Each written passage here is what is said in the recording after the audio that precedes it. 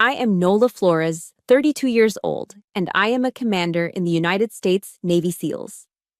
On my wedding day, at a historic church in Virginia, in front of 142 guests, the first three rows, the ones decorated with white ribbons reserved for family, were empty. My father, my mother, and my brother, not a single one came. It was the most absolute and public humiliation.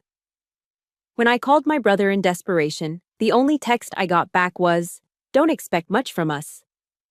They thought that absence would break me, that I would kneel and beg.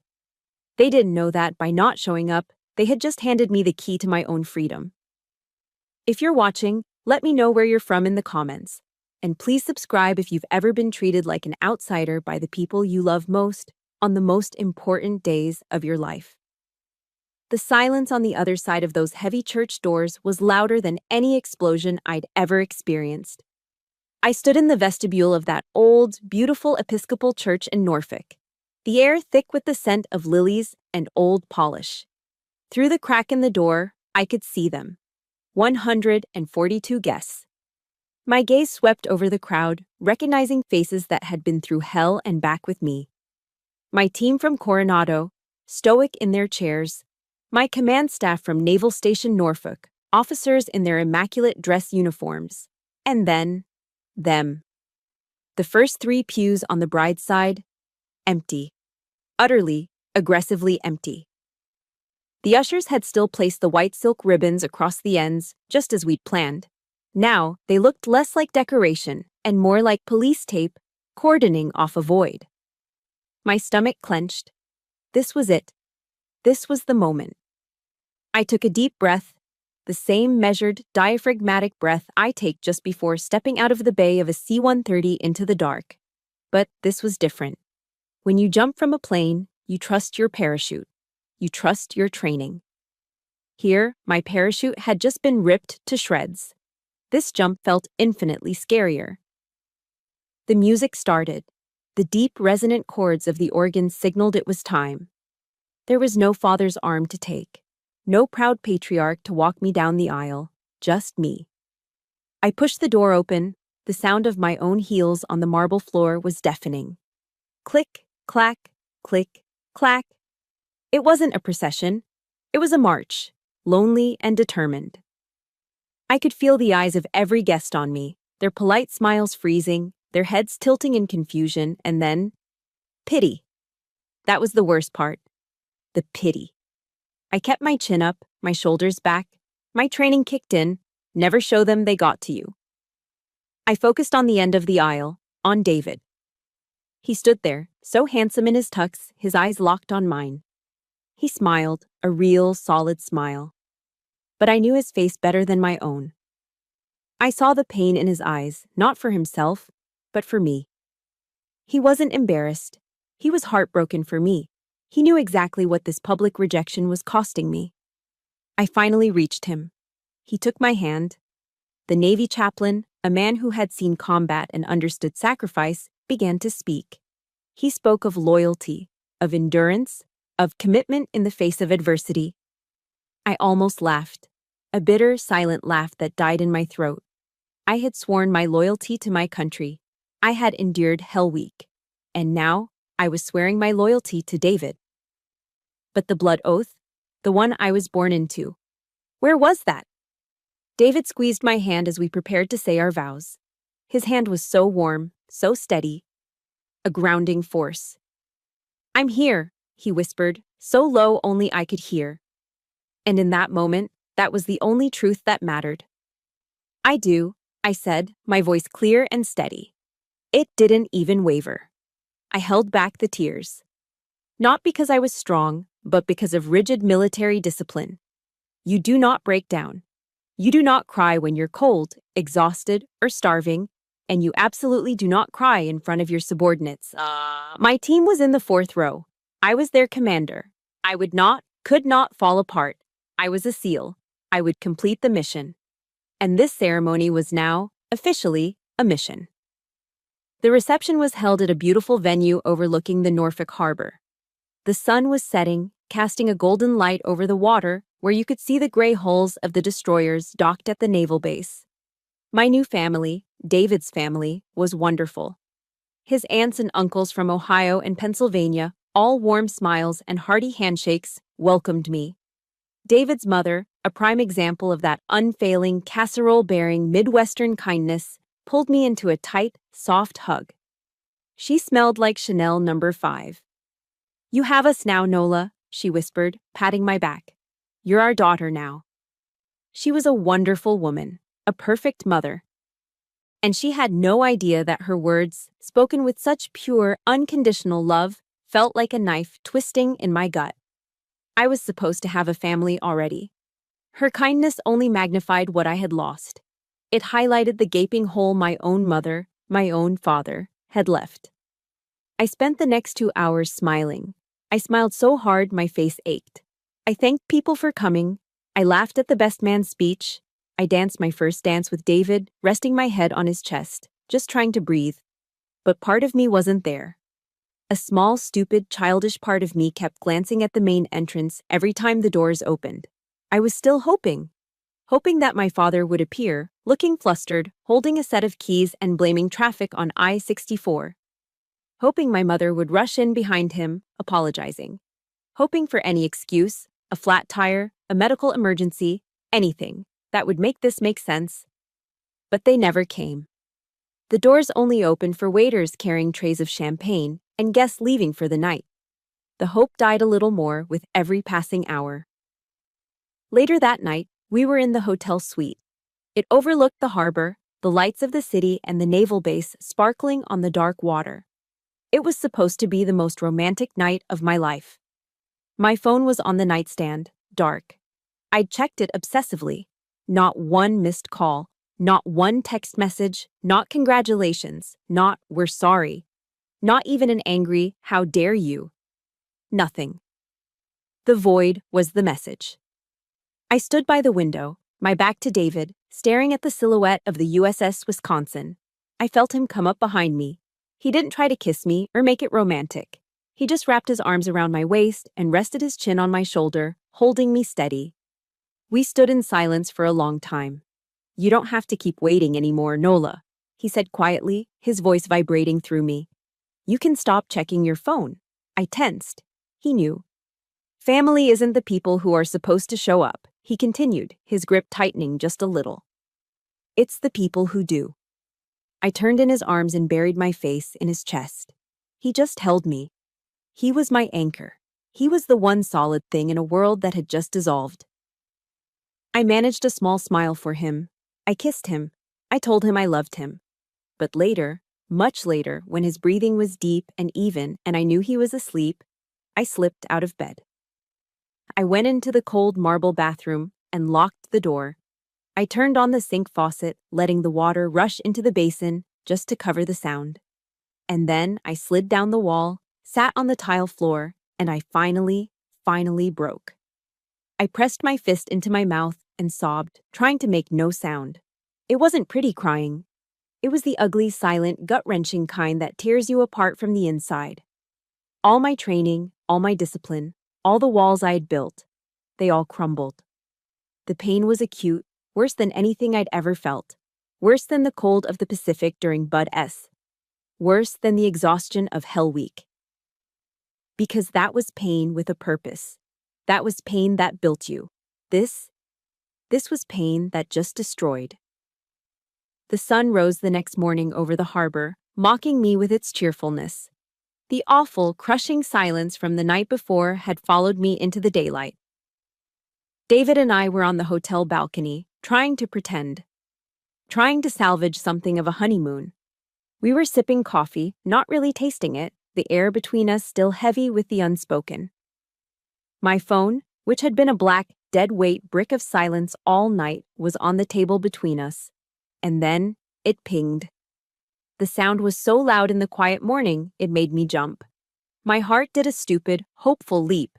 Maybe, just maybe, they're sorry. Maybe they woke up and realized what they did. I picked up the phone.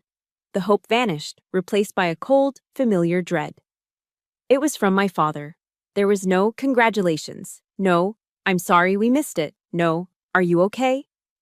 It was a text that read, "We'll need $8,400 for your brother's wedding. You have always been the responsible one."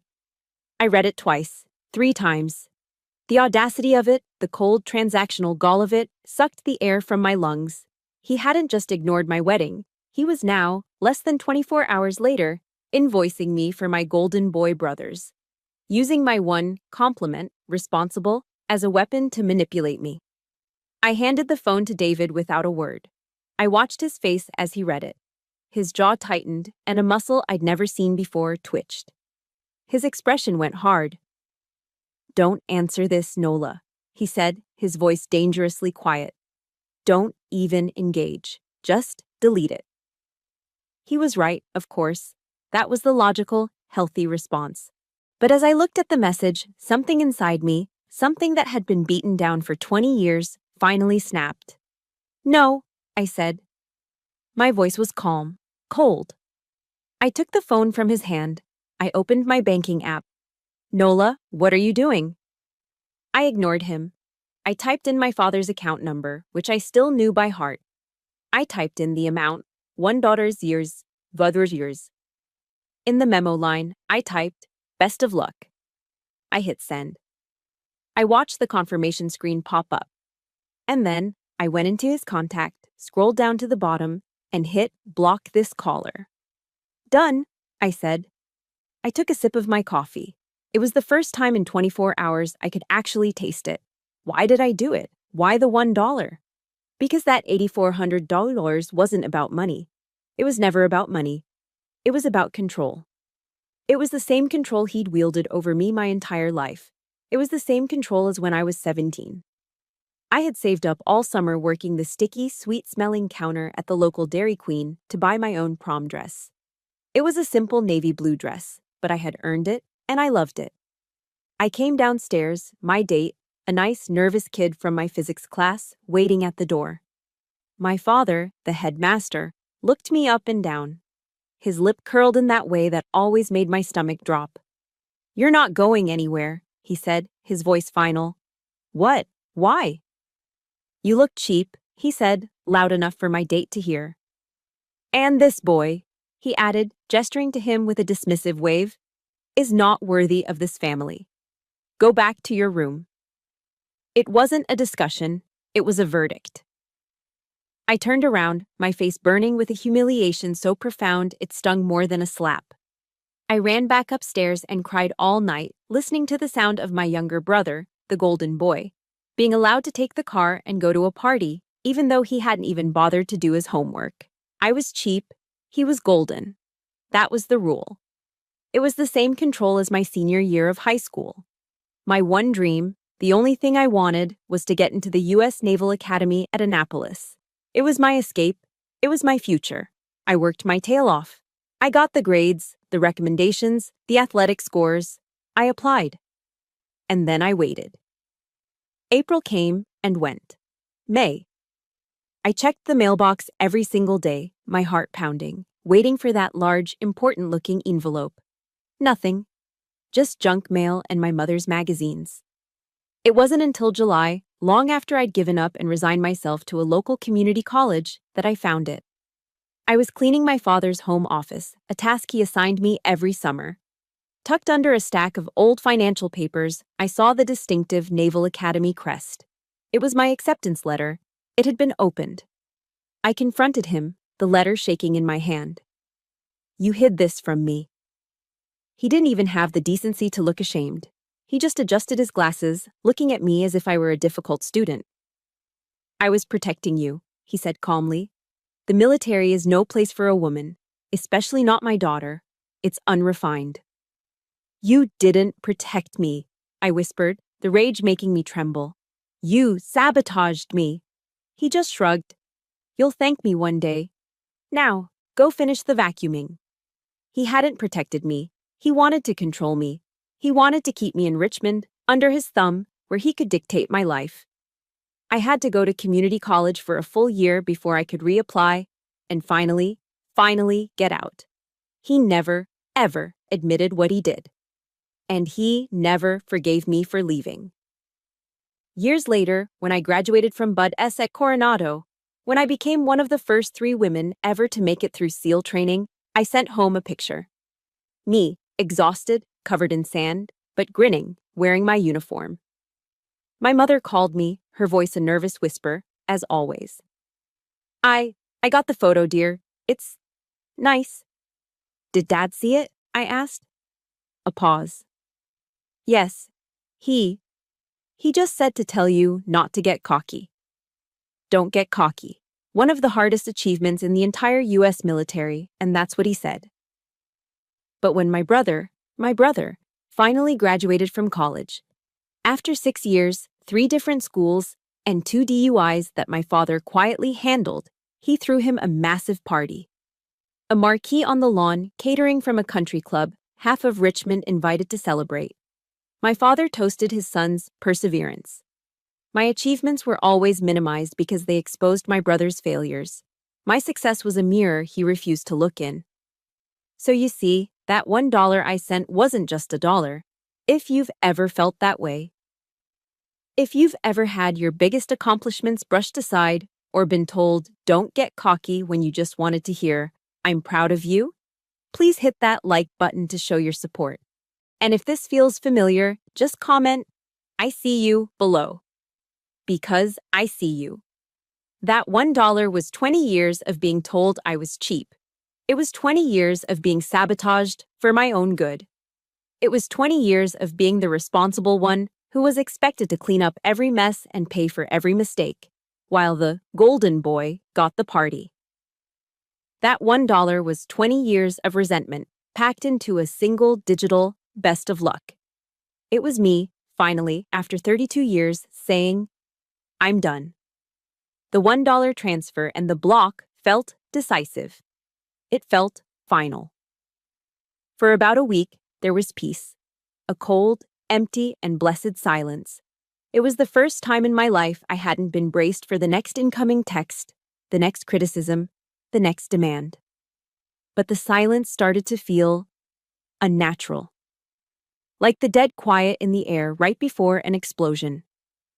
In a moment of weakness, a moment of that old, ingrained guilt, I made a mistake. I thought maybe I went too far. Maybe he's just an old man. What if he has a heart attack and he can't reach me? So I unblocked his number. It was a colossal, tactical error. The messages flooded in instantly, as if he'd been sitting there, just waiting. They were no longer manipulative. They were pure, uncut rage.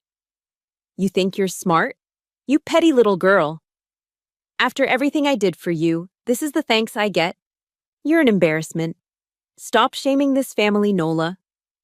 My fingers hovered over the keyboard, my thumbs itching to fight back, to list every wrong, every slight, every hidden letter and broken prom night. But I stopped. I remember the words of my first SEAL instructor back in Coronado, a man who seemed to be carved from granite. He told us during Hell Week, gentlemen and lady, do not ever let the enemy know your emotional state. Silence is the greatest answer to disrespect. It drives them insane. So I held to my training. I stayed silent. I didn't reply to a single text. I simply read them, let the venom sting, and then deleted them, one by one. But my instructor was right. It did drive my father insane.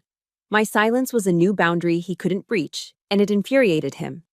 His response was to escalate. He couldn't get to me through the phone, so he decided to get to me in person. A few weeks later, I was in my office on the base at Norfolk, going over deployment logistics. My door was open. My executive officer, Chief Ramos, knocked on the frame. Ma'am, you have a minute. Sure, Chief. What's up? Ramos stepped in, but he looked uncomfortable. He was a solid operator, a man I'd trust with my life, and he was fidgeting, avoiding eye contact.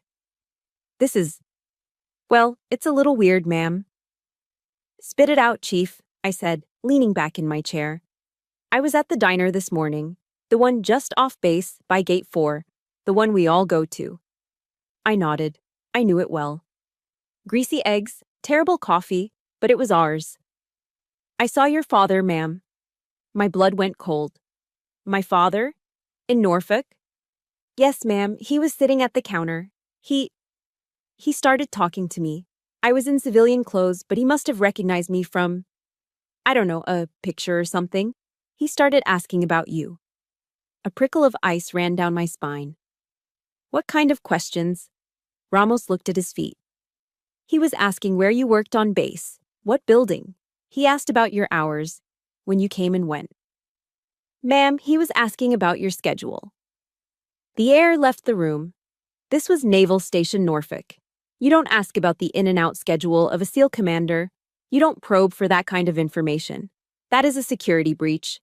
I kept my voice perfectly level. And what did you tell him, Chief? I told him that information was confidential, sir. I told him I wasn't at liberty to discuss command operations. He didn't like that. He called me unhelpful and left.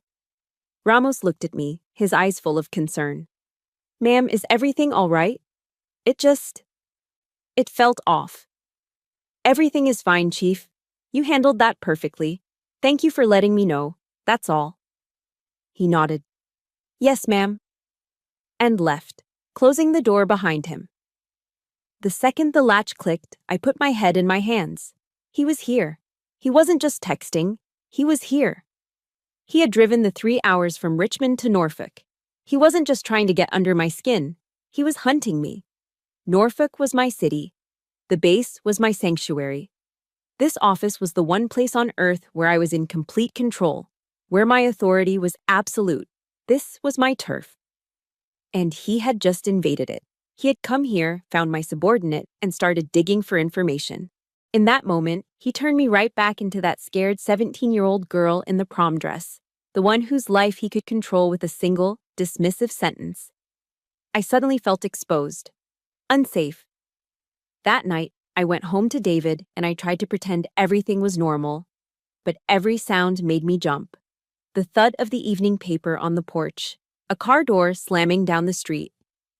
David found me, late at night, walking through the dark house. What are you doing, Nola? I was checking the deadbolt on the front door, for the third time. He saw the look on my face. It's him, isn't it? What did he do? I told him about Chief Ramos, about the diner. David's face hardened. What is he trying to do? Seriously, is he trying to get you to give him that money? I shook my head, a terrible cold realization dawning on me. No, I said, my voice barely a whisper. You still don't get it, David. He doesn't need the money. He's a headmaster at a prestigious private school. He has money. Then what? What does he want? I looked at the lock on my door, the one I suddenly felt was completely useless. He wants control, I said. He had it for 32 years, and I just took it away. He's here to take it back. The text messages stopped after that. The silence that followed was even worse. Then, about a week later, the letter came. It didn't come to my home. It came to my office. It came through the official base mail system, routed through the secure mailroom, and delivered to my desk by a young yeoman. It was a plain, cream-colored envelope. My name and rank were written on the front in my father's familiar, severe, left-slanting handwriting. Commander Nola Flores. Naval Station, Norfolk. My hands were shaking. I waited until I was alone. Then I slid my regulation knife under the flap. It wasn't a letter. It was a single page. No, dear Nola, no date, no greeting. It just said, Nola, you've forgotten where you come from. You think you're better than us. You aren't. You're just that same ungrateful, difficult girl you always were. You will die alone with those medals. That is your future. No signature, no closing. It was a curse. I read it once, then twice. I didn't burn it. I didn't tear it up. I stood up, walked to my desk, and opened the top right-hand drawer. I put the letter inside. My hand brushed against the cold, reassuring weight of my standard issue pistol. I placed the letter right underneath it. It was no longer a family problem. It was no longer a letter. It was a threat. I couldn't sleep. The threat, now physical and sitting in my desk drawer, was a ghost in the house. It followed me from room to room. Every shadow seemed darker. Every floorboard creak sounded like an intruder. The adrenaline that had surged when I first read the letter had long since faded, replaced by a cold, gnawing anxiety. It was 2 in the morning. David was asleep, but my mind was spinning, replaying my father's words. You will die alone with those medals. I got up, my feet silent on the cold hardwood floors. I went to the kitchen. I sat at the table in the dark, my back to the wall. A habit I could never break. And I did the only thing my training had ever taught me to do when I was under extreme stress. I began to clean my service pistol. I'd already field stripped it twice that week. It was immaculate. But the ritual, the familiar click of the slide, the smell of the cleaning solvent, the precise, mechanical movements, it was a meditation. It was the only thing that made my hands feel steady. I was so focused on reassembling the slide that I didn't hear David until he was right there. He didn't flip on the lights, which I was grateful for. The harsh overhead glare would have felt like an interrogation. Instead, he just pulled out the chair opposite me and sat down in the dark. The only light came from the small oven clock, casting a pale green glow over the pieces of my gun on the table. He sat in silence for a long time, just watching my hands work. What are you doing, Nola? He finally asked, his voice gentle, not accusatory. Cleaning my weapon, I said, my voice flat. He let out a long, slow breath. No, he said softly. You're not. You're preparing for battle. You're in SEAL mode. I stopped, my hand hovering over the barrel. He leaned forward, his elbows on the table, careful to avoid the solvent. You don't have to do this. This isn't a war you fight with that. I looked at him, the anxiety suddenly cracking, letting the exhaustion seep through. He's hunting me, David. He came to my base. He sent a threat to my office. What am I supposed to do? David looked at the pieces of the gun, then back at me. You are the most disciplined human being I've ever met. You've detrained yourself from every civilian weakness to become who you are. What's your point? My point is, he said, his voice full of a profound, heartbreaking clarity, you've detrained yourself from everything except him. You're not his 17-year-old daughter anymore, Nola, but you're still his soldier. You're still standing at attention, just waiting for his next inspection. That word, detrain, it floored me. He was right. Oh God, he was so right. My entire life, I had been trained by two opposing forces, the U.S. Navy and my father. The Navy trained me to be autonomous, to lead, to command. My father had trained me, for 18 years before that, to salute, to obey, to anticipate his moods, to accept his verdicts. And when faced with his threat, I hadn't reacted like a commander. I had reacted like his soldier, reverting to my oldest, deepest training. Clean your weapon, brace for impact. So what do? I whispered, my voice finally breaking. The question felt huge, bottomless. How do I detrain from him? David reached across the table and laid his hand over mine, his skin warm against my cold fingers. You're a commander, he said, as if it were the simplest, most obvious fact in the world. Commanders don't ask for respect, Nola. They command it. They set the terms of engagement, even with themselves. He locked his eyes on mine. It's time you command yourself to have peace. Tears I didn't even know were there welled up and spilled over. He was offering me an anchor, a new frame for a fight I didn't know how to win. He reached over with his other hand and gently wiped a tear from my cheek with his thumb. He handed me a paper towel from the counter. And, he added, a small tired smile playing on his lips, please, for the love of God, stop cleaning your weapons in the kitchen. It freaks me out. I let out a choked, watery laugh. It was the first time I had laughed in weeks. David's words gave me the why. But I still needed the how. The next day, I made an appointment with the base chaplain. My chaplain wasn't a soft man. He was a tough-as-nails former Marine who had seen 2 tours in Fallujah before he found God. He was the kind of man who understood that some devils are real. His office was simple, pragmatic, decorated with little more than a U.S. flag and a simple cross.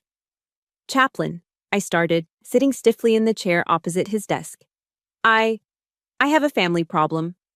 He held up a hand, stopping me before I could even continue. Commander, he said, his voice a gravelly baritone. Family is the hardest fight there is. It's the one we're not issued armor for. He leaned forward, his expression kind but intense. We're trained to fight the enemy without, not the enemy within. And certainly not the enemy who used to be within. That one sentence, the enemy who used to be within. He got it instantly. I told him everything. I told him about the empty pews at my wedding, the $8,400 text, the $1 response, my father showing up at the diner. And finally, I told him about the letter, the one now sitting in my desk under my pistol. He listened, his hands steepled, nodding slowly. He wasn't shocked. He wasn't horrified. He just listened. When I finished, the silence in the room felt heavy. God gives his toughest battles to his strongest soldiers, Commander Flores, he said finally. But you are trying to win the wrong war. What do you mean, sir? You're fighting for him to see the truth. You're fighting for an apology. You're fighting for him to finally, just once, look at you and say, "You were right, Nola. I was wrong. I'm proud of you." I just stared at him. He had just read my entire soul. "Yes," I admitted, my voice small. "I guess I am. I want him to understand what he did." The chaplain shook his head slowly, a sad wisdom in his eyes. "He never will. His pride won't let him, and you will break yourself on the rocks of that expectation." So I just lose? The word tasted like ash. "No," the chaplain said, leaning in.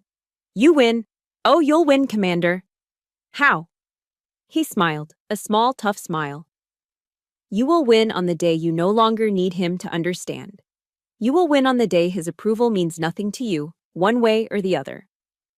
Victory isn't making him apologize. Victory is when you realize you don't need him to."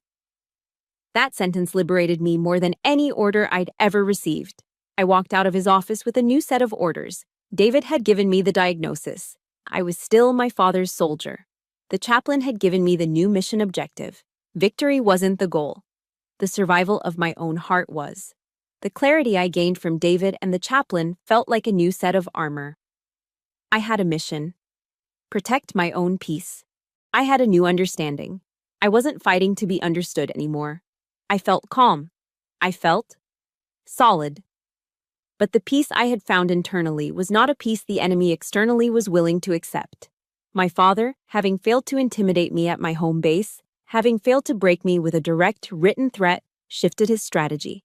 He couldn't win a direct fight. So he did what all failing tyrants do. He retreated and launched a social war. He activated his flying monkeys. It started subtly. I was scrolling through Facebook one evening, a rare moment of downtime, and I saw a post from a cousin back in Richmond. It was just a generic, unfollowed a bunch of people to keep my peace. Family first. I checked. Sure enough, he had unfollowed me. Then, a few days later, a post from an aunt, my father's sister. It was one of those passive-aggressive, preachy memes.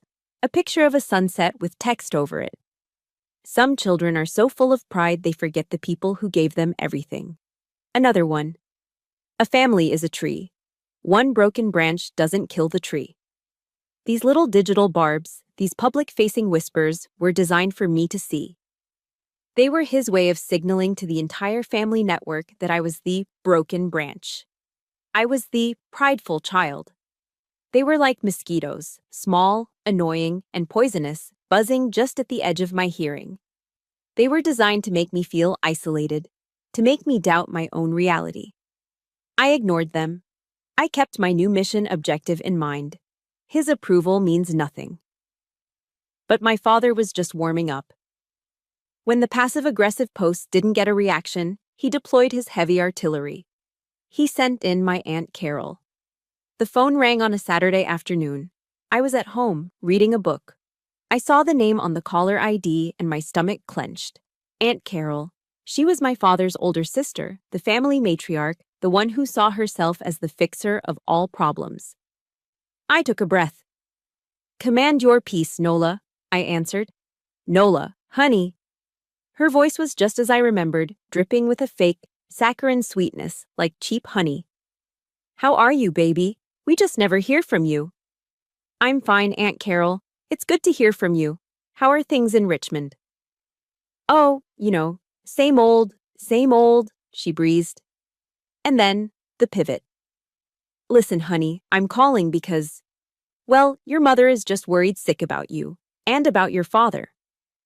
And there it is, the guilt trip. She says you won't take her calls, you won't answer your father. Nola, honey, he's your father. He's been through so much. This whole thing with your brother's wedding falling apart. You need to call him. I kept my voice calm, level, just like I was taught. Aunt Carol, I appreciate that you're concerned. I really do. But my father and I are working through our own issues. And he didn't come to my wedding. Silence. The fake sweetness evaporated instantly. The temperature of the call dropped 30 degrees. When she spoke again, her voice was cold, hard. And you think you're completely innocent in this? She snapped. I was taken aback. I don't know what you mean. Oh, come on, Nola. You've always been difficult, ever since you were a little girl. Always so serious, so intense, too arrogant for your own good. You know, she said, her voice taking on a tone of cruel psychoanalysis. You're just like him. That hit me like a physical blow. It stunned me. Just like him. The one thing I'd spent my entire life, my entire career, trying not to be. The man whose control I'd fled. The man whose cruelty I despised. And here she was, in one sentence, erasing all of it, branding me with his face. This is the classic tactic of the abuser's network. They turn your greatest pain into your greatest flaw. I am nothing like him, I said, my voice shaking, all my careful composure gone. You're tearing this family apart, Nola, she said, her voice rising, now in full-on attack mode. Your mother is a wreck, your father is miserable, and all you can think about is your own selfish pride. All because they missed one party. That was it. The gaslighting, the minimization, the blame shift. It was all there. The old Nola would have cried. She would have apologized. She would have promised to call just to make the yelling stop. But the old Nola wasn't home. My voice came out as cold as steel. No, Aunt Carol, I said, my voice dangerously quiet. I'm just refusing to continue being the punching bag. This conversation is over. Goodbye. I hung up the phone. And then I sat there, staring at the wall, and my hands were trembling, violently. My body was reacting even if my mind had held the line. It had cost me. That strength had cost me. But my father wasn't done. The social attack had failed. The family attack had failed. So he went for the kill. He went after my career. A few days later, Chief Ramos was back at my door. This time, he looked even more uncomfortable than when he'd seen my father at the diner. He looked angry. Ma'am, he said, closing the door behind him, we have a problem. What is it, Chief? I've received 2 calls this morning, one to my office, one to the main command line. He took a breath. They were from old friends of your father's from Richmond. They were asking invasive questions, ma'am. They were trying to dig into your service record. They were fishing, trying to find any disciplinary actions or complaints against you. My blood didn't just run cold. It froze. He was actively trying to destroy my career. He was using his network of important men in Virginia to try and get me fired, to ruin my reputation. He was trying to burn down the one thing I'd ever built for myself, the one thing he had never been able to control. I looked at Ramos. He was waiting for my reaction, waiting to see if his commander would crack. I stood up. I walked to the window and looked out over the base. Let them call, Chief, I said, my voice devoid of all emotion. They won't find anything because there is nothing to find. My record is clean. Yes, ma'am. Thank you, Chief. That will be all. He left. I stayed at the window for a long time. I was furious. But more than that, for the first time, I was truly, deeply afraid. That night, I didn't tell David. I didn't want to worry him. But after he was asleep, I went into the bathroom, turned on the shower so he wouldn't hear. And I sat on the floor, and I cried. Rumors. They're not like bullets. You can't see them coming. You can't shoot back. They're like chemical weapons. They just creep into all the cracks and poison everything long after the battle is over. And I knew with a chilling certainty, this battle was far from over. The failure of his social and professional attacks drove my father to a place I had never truly believed he would go. He had tried to isolate me, to poison my relationships, and to destroy my career. When all of it failed, when I refused to break, he picked up his nuclear weapon. He decided to have me arrested. It was a Tuesday. I was in the middle of a high-level briefing in the command center on base. We were going over intelligence for an upcoming mission. The room was dark, lit only by the glow of the monitors. My phone, set on the table, was on silent, as per protocol. But then it vibrated. I ignored it. It vibrated again, and again. A frantic, insistent buzzing. My second-in-command, Chief Ramos, paused. "Ma'am." A cold dread washed over me. No one called me like that. Not unless someone was dead. I picked up the phone. The screen was lit up with notifications. Missed call, Norfolk PD. Missed call, Norfolk PD. Missed call, David missed call, Norfolk PD. My blood turned to ice. Why was the Norfolk Police Department calling me? A text message popped up. It was David. "Your father called the cops. They are at the house. Come home now." As I read it, the phone vibrated again. "Norfolk PD," I answered. "Commander Flores," a gruff voice said. "This is she." "Ma'am, this is Officer McCann with the Norfolk PD. We are at your residence. We've received a report of a domestic theft." The room started to spin. "A theft?"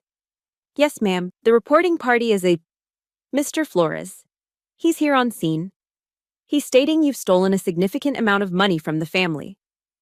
I stood up so fast I knocked my chair over. My coffee cup went flying, splashing hot coffee across the briefing table and onto the floor. The room fell silent. Every officer in the room was staring at me. "I'm on my way," I said, and I hung up. I didn't offer an explanation. I didn't apologize for the mess. I just looked at Ramos. "Chief, you have the con." "Ma'am, I'm gone." I ran. I sprinted out of the command center, down the hall, my combat boots echoing on the polished linoleum. I didn't sign out. I just ran. I burst through the doors of the building and into the parking lot. I drove like hell. My heart was trying to hammer its way out of my chest. I ran 2 red lights. I was going 80 in a 45. I didn't care. The entire time my mind was racing. Police, theft, a report. This wasn't a family argument anymore. This was a criminal accusation. This could end my career, my security clearance, everything. He's trying to put me in jail. He's trying to destroy me. I skidded to a stop at the end of my street. I could see them from a block away. The scene was a suburban nightmare. 2 Norfolk PD cruisers were parked at the curb, their lights on, painting my house and my neighbors' houses in flashing strobes of red and blue. And my neighbors, they were watching. Of course they were. Mrs. Gable from 2 doors down was peeking through her blinds. The family across the street was standing on their porch, and he was there. My father. He was standing on my front lawn, his face red, gesticulating wildly, performing for the 2 officers. He looked like the perfect victim, an elderly, distinguished gentleman, a headmaster, just trying to reason with his unhinged criminal daughter. And on the porch, standing like a statue, was David. His arms were crossed. He wasn't yelling. He was just containing. Watching. A solid, unmovable object. I threw the car into park, didn't even turn it off. I jumped out, still in my full combat uniform, and I strode onto the lawn. The moment my father saw me, his performance stopped, and he smirked. It was small. It was almost invisible.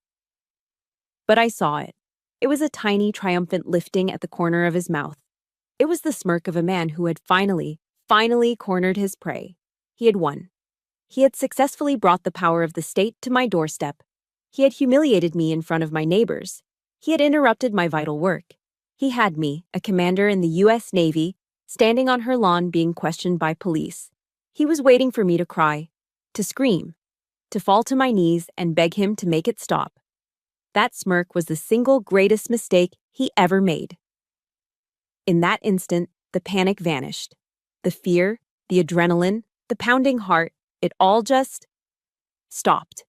It evaporated, and my SEAL training took over. My breathing evened out. My focus narrowed. The world went silent, except for the man in front of me. This was no longer my father. This was a hostile. This was an engagement. And I was in command. A new kind of anger, a cold, clear Arctic anger, settled over me. An older officer, the one with McCann on his name tag, approached me. He looked tired, like he'd rather be anywhere else. "Ma'am, you're Nola Flores." "I am, officer," I said. My voice was calm, level.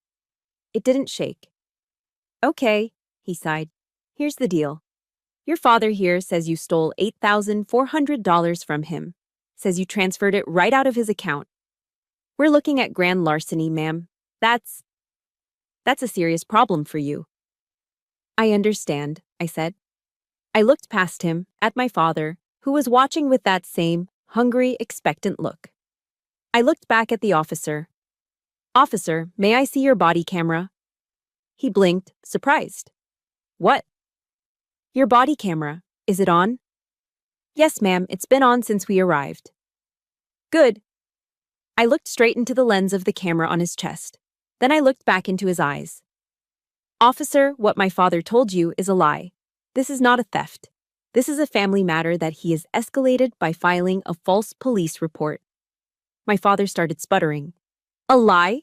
How dare you? I have the statements. You—" Officer McCann held up a hand. "Let her talk, sir."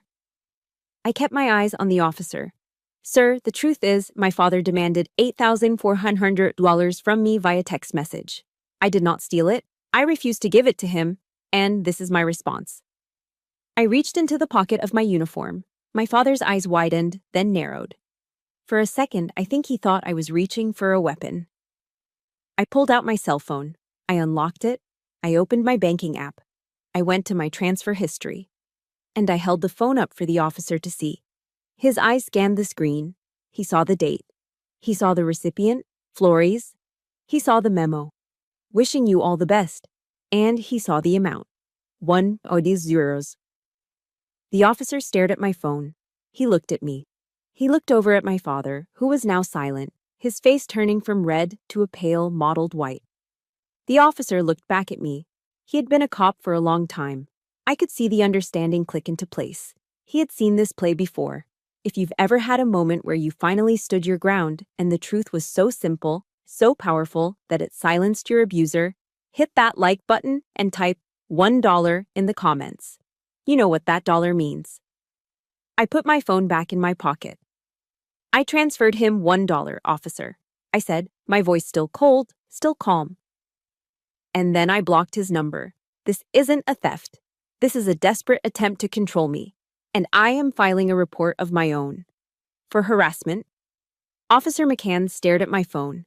The 1.0 transfer glowed in the twilight, illuminated by the flashing red and blue police lights. He stared at it for a long, silent moment. I didn't rush him. I let him process it. Then, slowly, he lifted his head and looked at me. The suspicion was gone, replaced by a weary, professional understanding. He'd seen this movie before, just with different actors. Then he turned and looked at my father. The entire dynamic on the lawn shifted in that single second.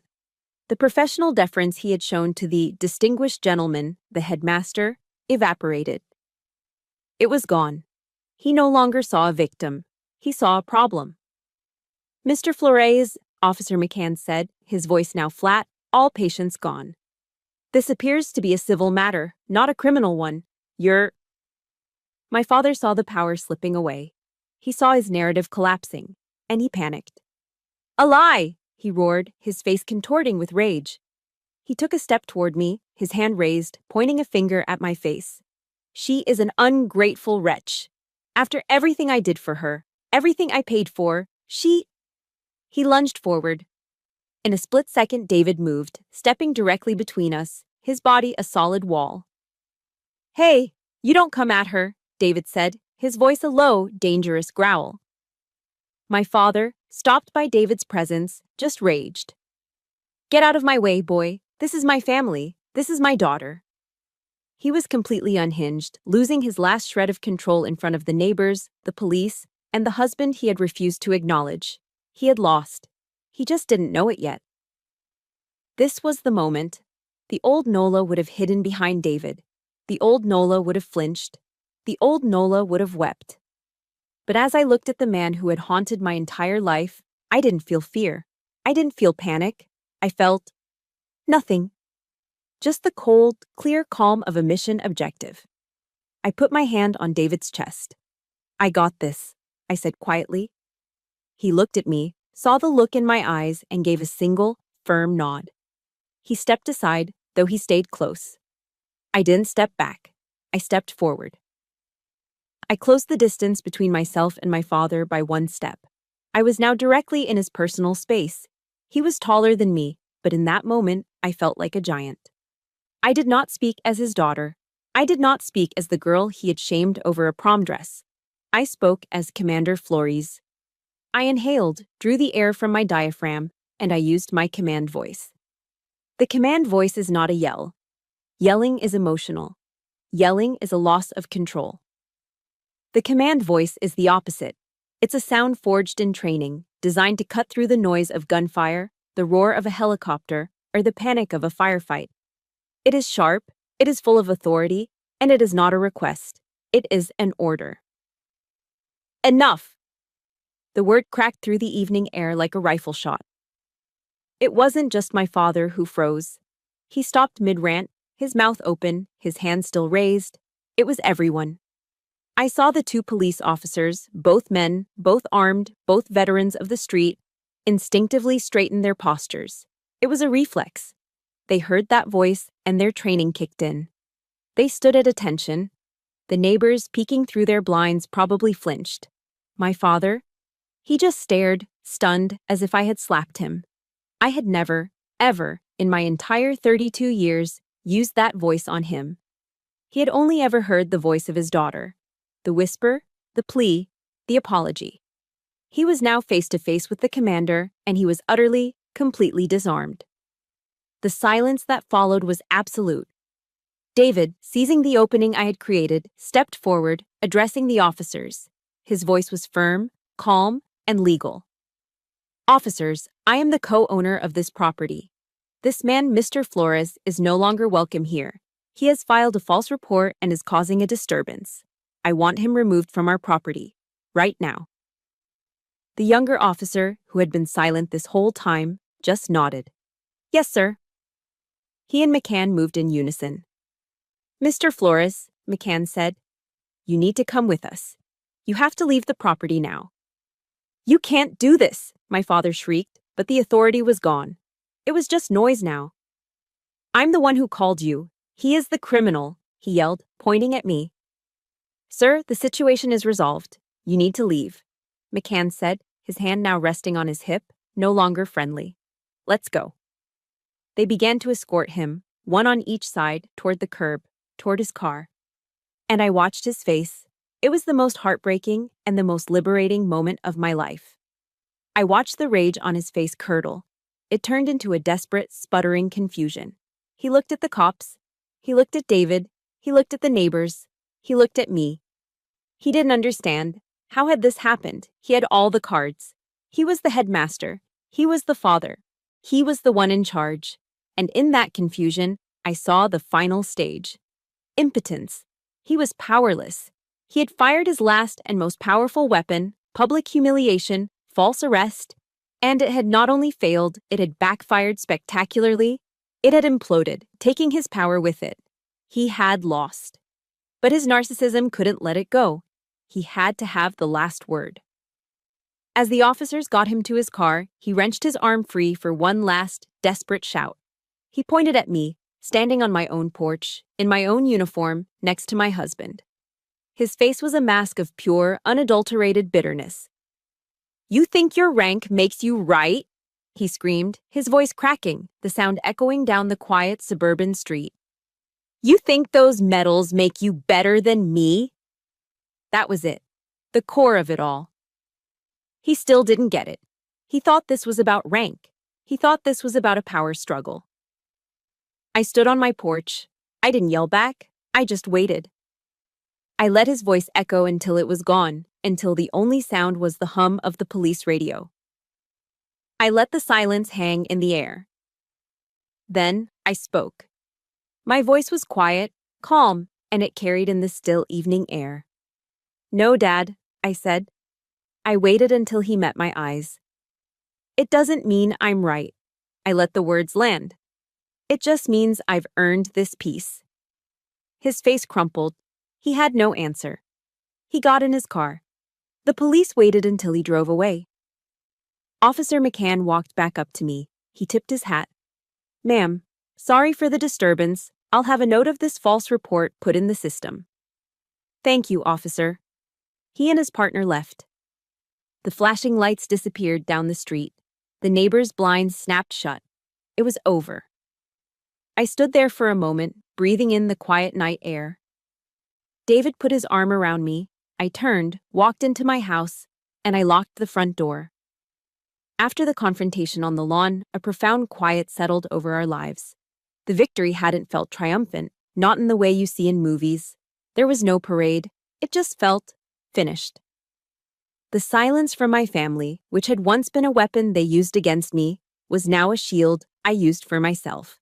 I had my boundary. I had my peace. Months passed. The humid Virginia spring gave way to the thick, oppressive heat of a Norfolk summer. David and I settled into our life. We worked. We grilled burgers on the back porch. We took our dog to the beach. We lived. The drama felt like it had happened in another lifetime, to another person. My phone remained silent. My father, my mother, my brother. They had, for all intents and purposes, vanished. Then, one evening in late August, my phone rang. It wasn't a local Norfolk number. It was a Richmond area code. My heart didn't leap with panic this time. It just sank. A heavy, tired feeling. I looked at the screen. It wasn't my father. It wasn't my mother.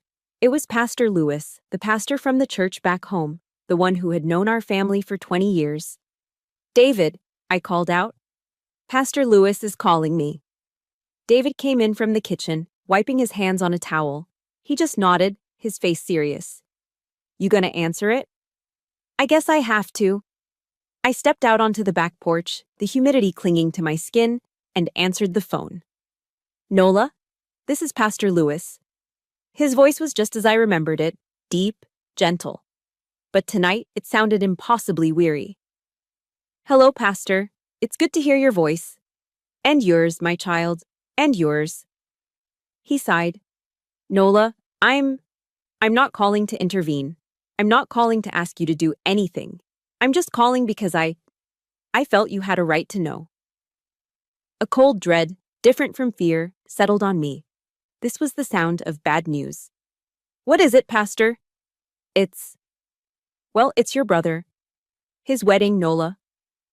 It's been called off." I just stood there, silent, listening to the cicadas buzz in the trees. "Called off?" "His fiancée," the pastor continued, his voice heavy with disapproval. "She found out he'd been lying to her about his finances, about the money your father was giving him. And, well, it seems there was also another woman involved. It's a real mess, Nola. A true, heartbreaking mess." I closed my eyes. The golden boy. The one who could do no wrong. The one whose wedding was so important they had to destroy mine to prepare for it. All of it, a lie. I don't know what to say, Pastor." "There's nothing to say," he said gently. "But there's more, and this is the harder part. It's about your father." I gripped the railing of the porch. "His businesses, Nola, the school, his investments. It's all in trouble, serious trouble." He proceeded to lay out the details in his somber, clerical voice. The private school's enrollment was way down. My father, in his arrogance, had apparently been using funds from one venture to cover the debts of another. He was being sued. "There are contractors in Richmond who haven't been paid, Nola. His property taxes are severely overdue. The man, The man is too proud to ask for help. And he's drowning in his own pride. He paused, and I could hear him breathing on the other end of the line. He's losing it all, Nola. The reputation, the money, the empire he spent his whole life building. It's collapsing. He waited for me to say something. What did he expect me to say? Good. He deserves it. I told you so? I had thought, in my darkest moments, that if this day ever came, I would feel victorious. I would feel a sense of vindication. Hallelujah, justice. But I didn't. I didn't feel a shred of triumph. I didn't feel a single ounce of satisfaction. I just felt an overwhelming, heavy sadness. It was like watching a great ancient tree finally rot from the inside and crash to the ground. It was a tragedy. It was a waste. Karma, I whispered, more to myself than to him. It isn't sweet, it's just tired. That's a very wise way to put it, child, Pastor Lewis said. He built his house on sand, and the storm came. Listen to me, Nola. I'm telling you this so you hear it from a friend, not from a stranger. You don't need to do anything. You don't need to call. You don't need to fix this. I wanted you to know. He paused, and his voice softened. Pray for him, Nola. Not for him to change, but for you to be at peace. We said our goodbyes, and I hung up. I stood on the porch for a long time, watching the sunset. The empire was gone. The headmaster was just a man in debt. The golden boy was a cheater. The entire foundation of my childhood, the family I had tried so hard to be good enough for, was a house of cards. That night, I did pray. For the first time in years, I really prayed. I knelt by my bed like I did when I was a little girl. God, I whispered, the words feeling foreign in my mouth. I don't want him to be hurt. I don't want him to suffer. I just want him to stop hurting me. It wasn't a prayer for justice. It was a prayer of surrender. A prayer to just let it go. I told David everything. He just listened, holding my hand. After I was done, he was quiet for a long time. So, he said finally, Are you going to drive up to Richmond? See them? The question hung in the air, and the old me, the old Nola, screamed inside my head. Yes, go, he's hurt, mom's alone, fix it, this is your chance, be the responsible one, be the good daughter, go and save them, and they will finally love you. That voice, that programming, was so deep. The instinct to be the family fixer was a reflex. I looked at David, I looked at the piece of my own living room. I thought about the girl in the prom dress. I thought about the stolen Annapolis letter. I thought about the empty pews at my wedding. I thought about the smirk on my father's face as the police cars flashed, and I made a choice. I shook my head. No, I said.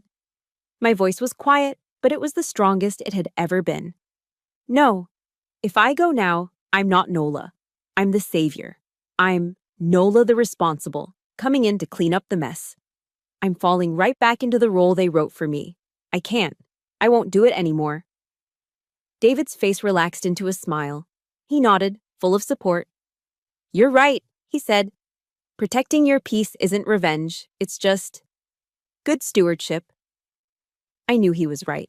I wasn't their enemy, but I wasn't their lifeguard either. I couldn't save them from a tide they had created themselves.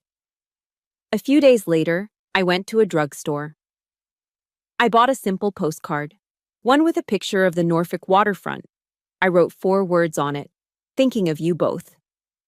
I didn't sign it.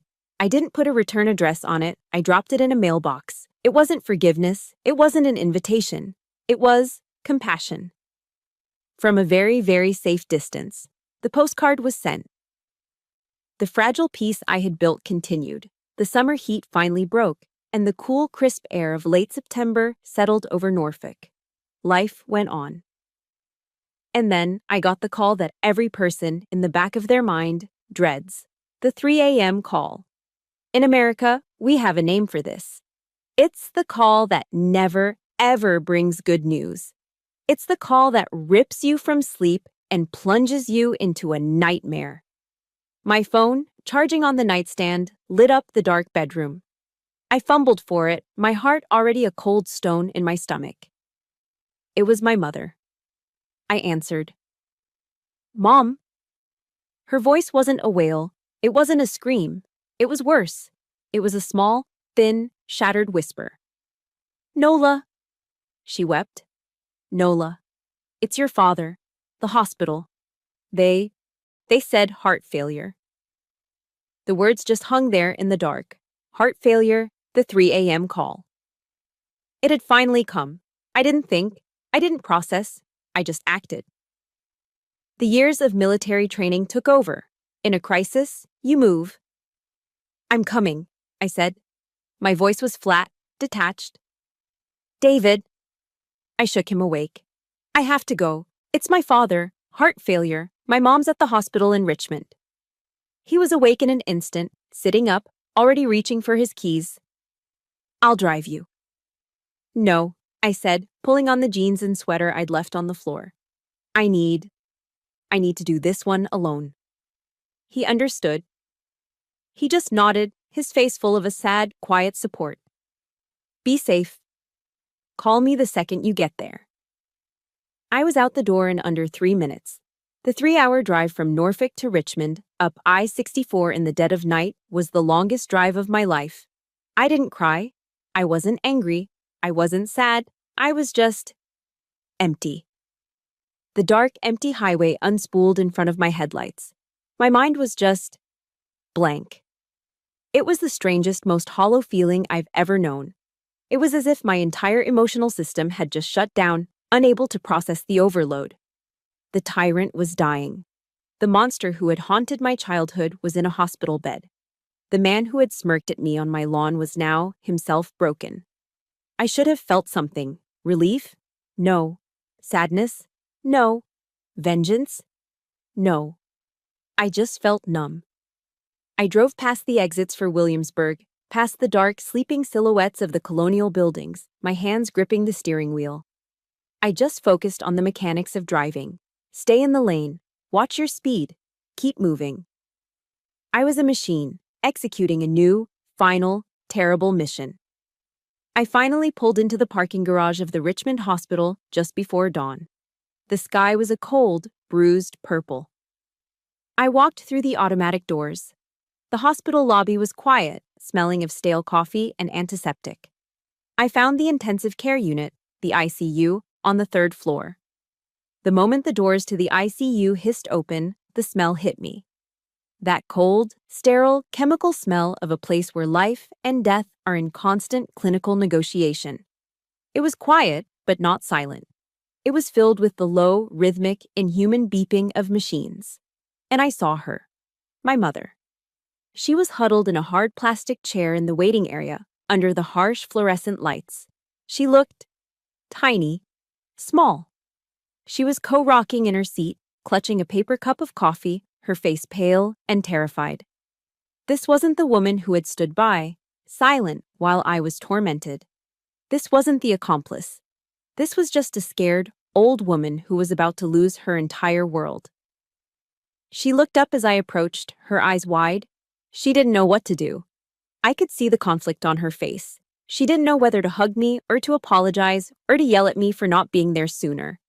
In the end, she did none of them. She just pointed.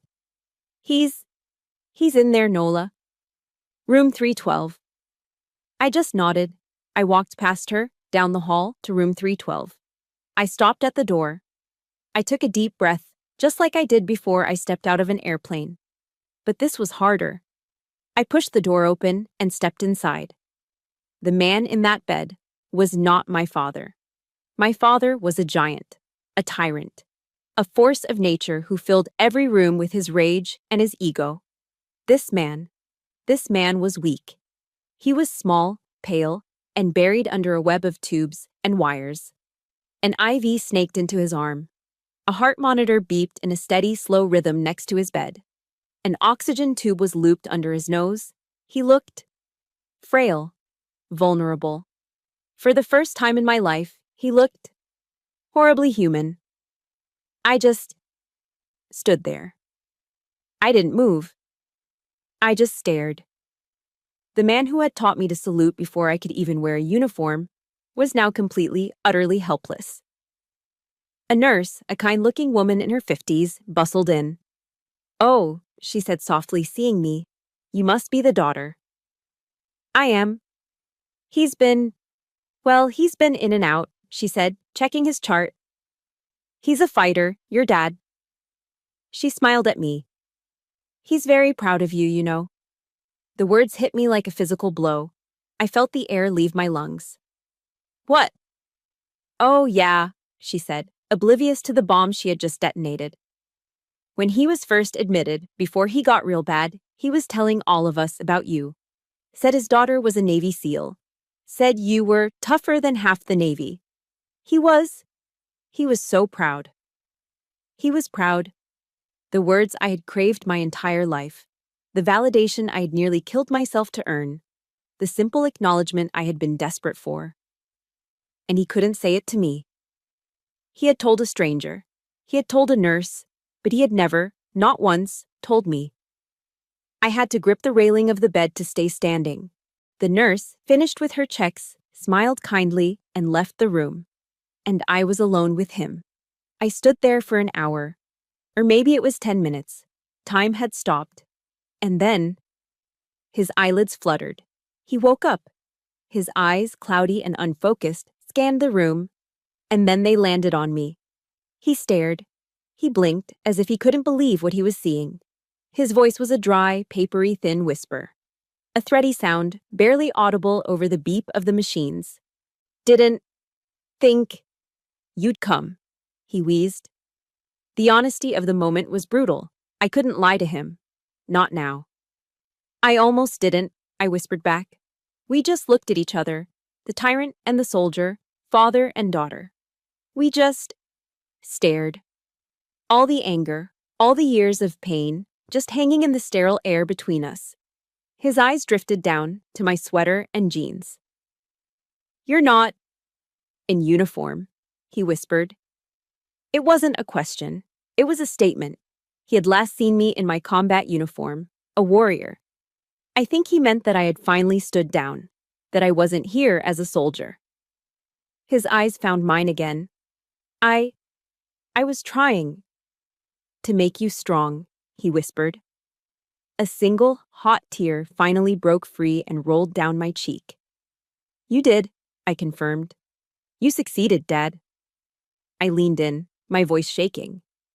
"But you also made me so lonely." He closed his eyes. I saw a single tear escape from under his eyelid and trace a path through the wrinkles on his temple. He was quiet for a long time. I thought he had fallen back asleep. And then he said it. The confession. The final, terrible, freeing truth that broke everything inside of me. "I never hated you, Nola," he whispered, his eyes still closed. "You know, I just..." He took a ragged breath. I just don't know how to love someone I can't control." And that was it. My entire life, my childhood, the prom dress, the stolen letter, the empty pews, the $8,400, the police cars. I just don't know how to love someone I can't control. All of it, summarized in one final heartbreaking sentence. The rage, the anger, the 20 years of resentment, it just dissolved.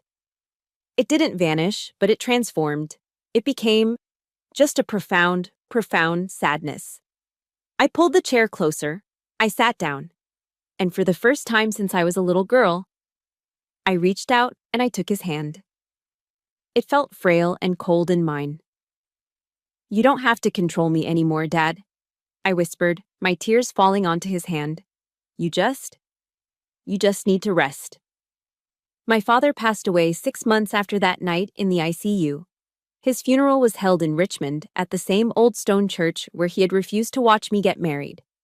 At my mother's request, I wore my uniform. Not my combat fatigues, but my full Navy dress whites.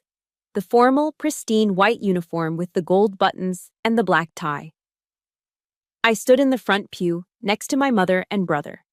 I felt the eyes of the Richmond community on me. They weren't looks of pity or judgment anymore, just Observation: I wasn't the prodigal daughter. I wasn't the rebellious one. I was just Nola, a commander in the United States Navy, there to bury her father. My mother, looking smaller than I'd ever seen her, reached over and squeezed my hand. I squeezed back. We didn't need to say anything. The war was over. We were just two women, standing together in the wreckage, beginning to sort through it.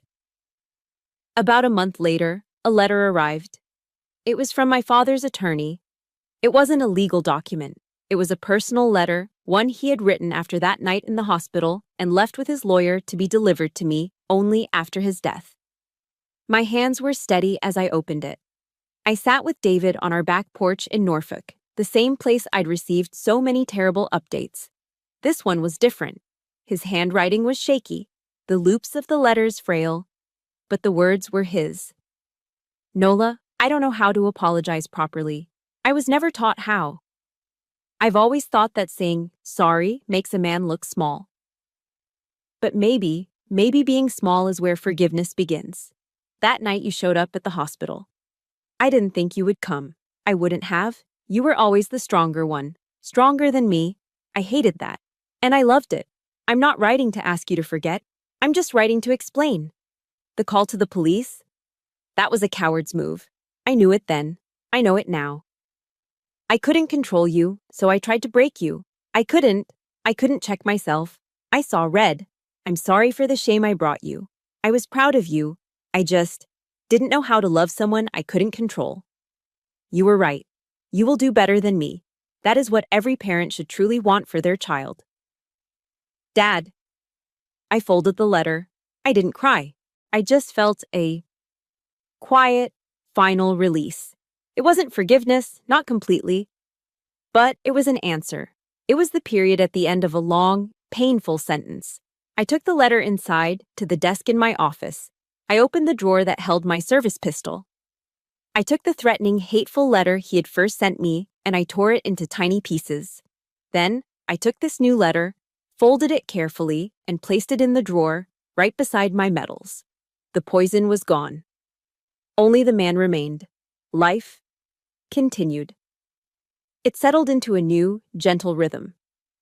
My mother and I started talking, really talking, not about the past, not about him. We didn't need to. We started with Sundays, a phone call every Sunday afternoon. We talked about the weather. We talked about David's new project at work. She told me about a book she was reading. We talked about small things, normal things. And for the first time in my life, I heard my mother laugh. Not the high-strung, nervous titter she always had around my father, but a real, genuine, light laugh. It was the most beautiful sound. The next spring, I was invited to give the commencement speech at a local high school in Virginia Beach. I stood on that stage, in my dress whites again, looking out at 300 young, hopeful, terrified faces. I didn't talk to them about war. I didn't talk to them about combat or Hell Week or jumping out of planes. I talked to them about the internal war. There will be people in your life, I said, my voice carrying over the quiet stadium, who will hurt you. They will hurt you deeply. Sometimes the people who are supposed to love you the most will be the ones who hurt you the worst. I saw a few kids in the front row nod, their eyes wide. And you will carry that hurt. You will carry it like a 100-pound rucksack on a 20-mile march. It will be heavy. And you will have every right to carry it. You will have every right to be angry. But I'm telling you, I leaned into the microphone, at some point, you have to learn to put it down. Not for them, I said. You don't put it down for them. You don't forgive them because they deserve it. You forgive them because you deserve to rest. The applause was staggering, but it was the look in the eyes of the students, that look of recognition, of release, that told me the message had landed. A year later, my life changed again. One of my new recruits, a young, fierce, incredibly smart woman from Ohio, knocked on my office door. She was one of the best I'd ever seen, a natural leader. Commander Flores, ma'am? Can I have a word? Of course, specialist. Come on in, close the door. She sat down, her hands twisting in her lap.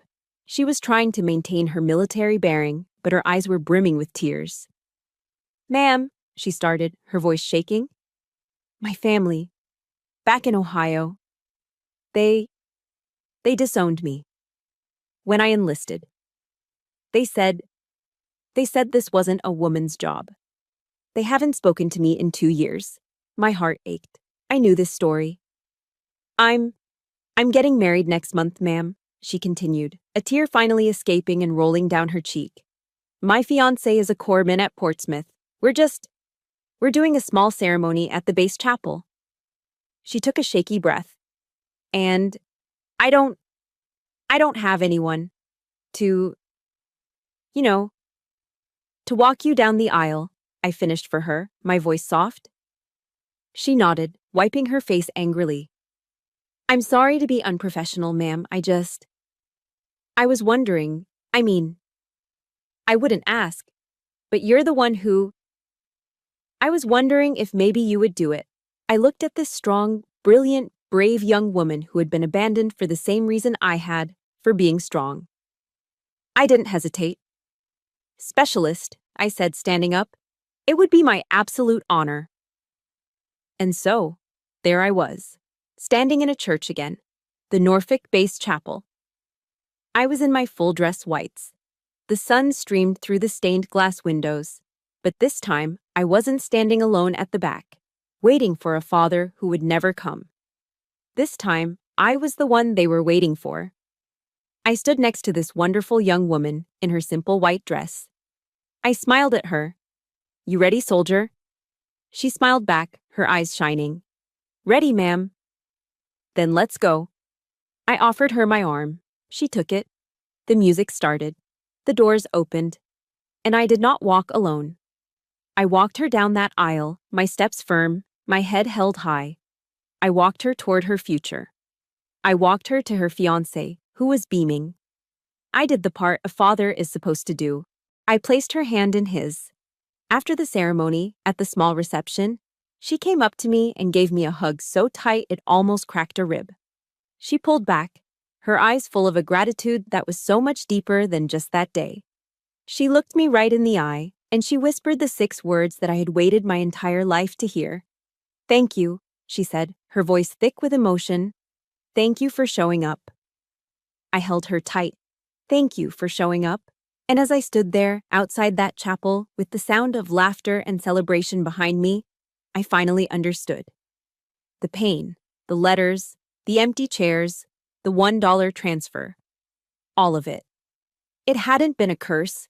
It had been training. It had been my real hell week. It had forged me. It had prepared me for this. Because sometimes the only way you can truly heal is by becoming the very person you yourself once needed.